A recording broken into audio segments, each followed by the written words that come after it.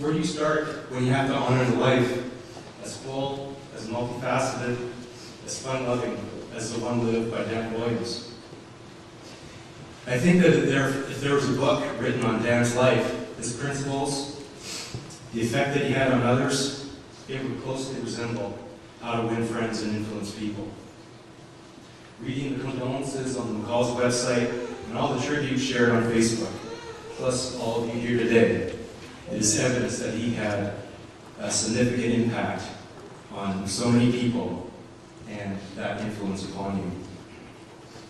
He had this amazing ability to make you feel that you're the most important person in the world. And he was genuinely happy for you. And he bragged about your successes over his own. Anyway, as Dan would often say, I will share with you some insights, anecdotes, and just a few of the many precious memories that I have with Dan. In these stories, I usually refer to Dan as Monkey or a derivative of that. And he usually called me Hep, Big, or Big Boy. But I promise that I won't go longer than the number of minutes charged to my cell phone bill from 217-5917.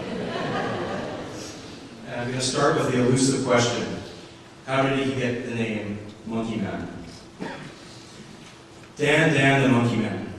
Well, it happened about 18 years ago. After Dan graduated from Brentwood College, he came to work for his uncle, Dave McCall, at the funeral home.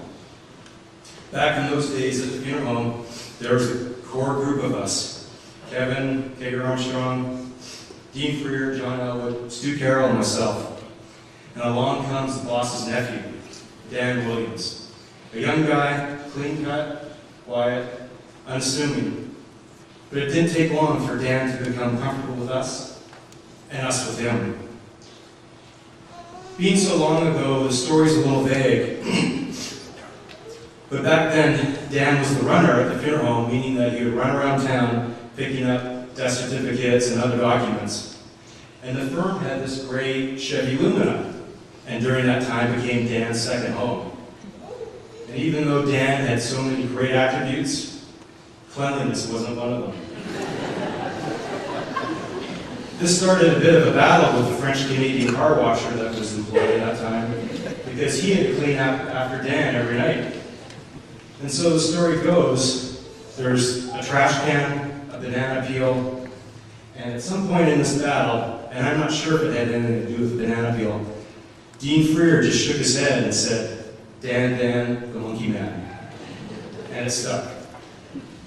I'm sorry if that origin doesn't have any deeper meaning, but since then, just like reading your horoscope the day later, the nickname just seems to make sense.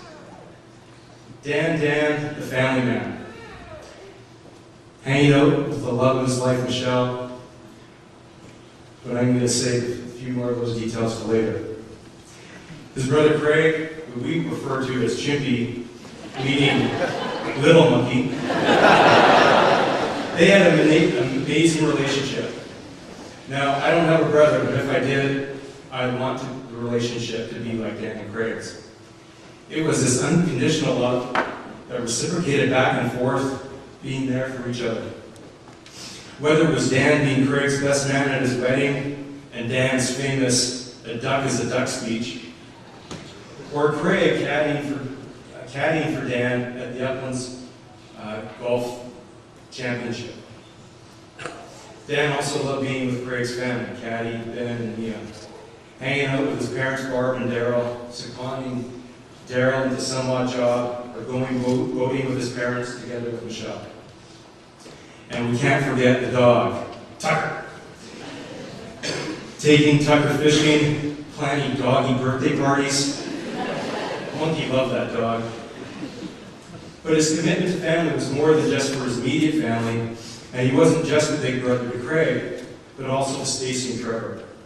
He was stoked that Trevor was coming home to join the family business. So stoked, in fact, that he mailed Trevor some hunting textbooks and was giving Trevor quizzes via text messaging. And then Stace, he was really excited about the soon-to-be new addition to her family with Jamie.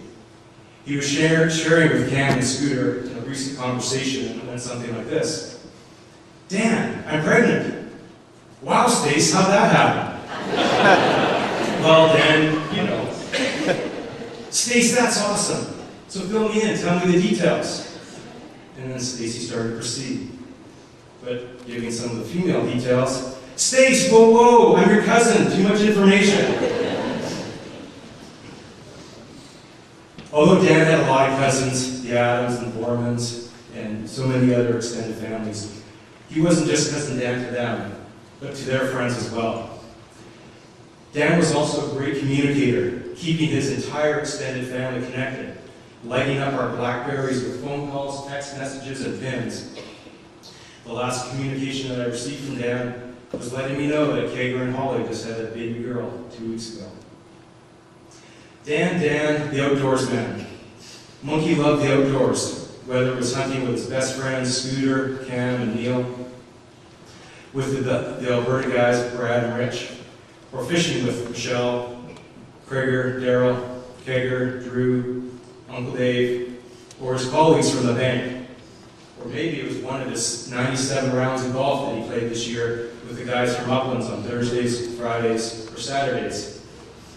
And he referred to us as my golfing buddies. He was the master of weaving friendships with sport, and you never knew how the adventure would end up. There was this time about 5 years ago when I was involved in a large, tough service, somewhat like this one. And afterwards, I was kind of just hanging out at home in the afternoon, and the phone rings. It was Monkey. Hey, Hap, I thought that you may want to hang out. I know it's been a tough morning for you. Sure, Monk, come on over. So then he arrives and he says, why don't we do some crabbing this afternoon?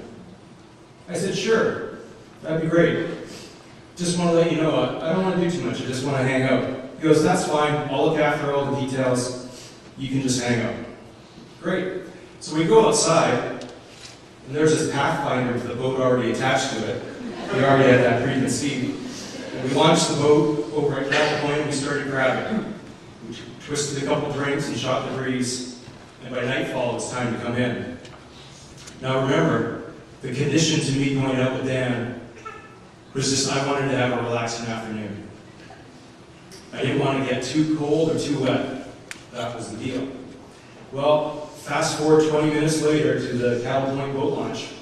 The next thing I know, I'm up to my waist in the cold January ocean. Because the boat won't load on the trailer, it's stuck on one of the runners. We eventually had to call Daryl to bail us out, power the boat around to the Royal Victoria Yacht Club. Life with Monkey was always an adventure. Dan, the man's man. Dan's a guy's guy.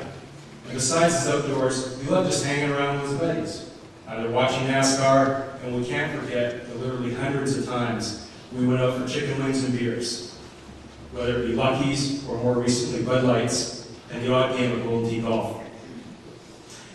Not to mention all those guys-only emails that used to fill our inboxes over the years.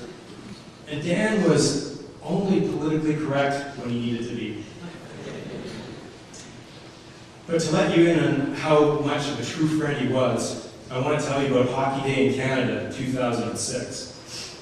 You see, back in 2001, I started hosting Hockey Day in Canada parties. And this is where 30 or 40 guys, a lot of you are here today, come over to my house or another venue. We'd all be wearing hockey jerseys, we'd drink beer, eat burgers all day long, watching 3 NHL games. And you'll probably see some of the photos later. But after 5 years, Hep's Hockey Day ran its course. And so on Hockey Day in Canada 2006, I must admit it was a little depressing. And then the phone rang. It was Monkey.